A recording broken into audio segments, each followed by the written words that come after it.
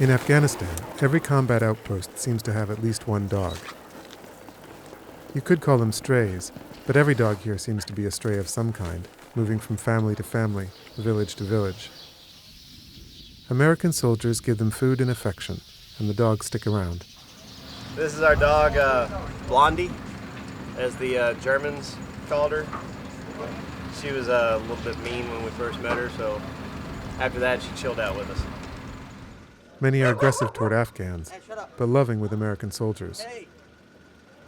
The pregnant dog, she has been around here, I think, ever since we got here, too. I call her Waggles. Some have had their ears cut off by previous owners, so other dogs can't grab or tear them in fights. The dogs here, I don't know how they're treated when we're not here, as far as coalition forces aren't here, but they get treated pretty well. They get pretty spoiled when we're around. Since Blondie started hanging around, she's gained weight and taken to going with the soldiers on patrols. Recently we went on a night patrol. Lo and behold, there she was. She pretty much, every time I would get up and go check on all of my guys, she would follow me around unless somebody else was already like scratching her ear or something. She would stay with them. For the most part, she was right there checking the lines with me, making sure all my guys were awake, pulling security.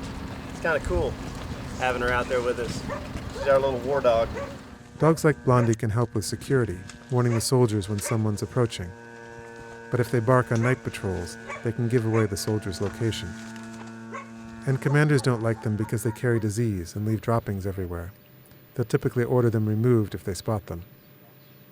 Sometimes, the dogs get themselves into trouble.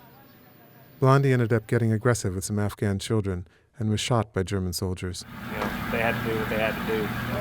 A little bit upset about it, but you know, it's I guess if she's going to be biting kids, you know, there's no other way to control her than, you know, that might have, I guess it had to happen. I don't know. Around the same time, Waggles had puppies. Waggles having babies was kind of the whole circle of life thing. I haven't seen them yet because she's got them pretty well hidden underneath one of the patios. But I'm sure here in a few weeks they'll be out walking around, probably waggling right behind her.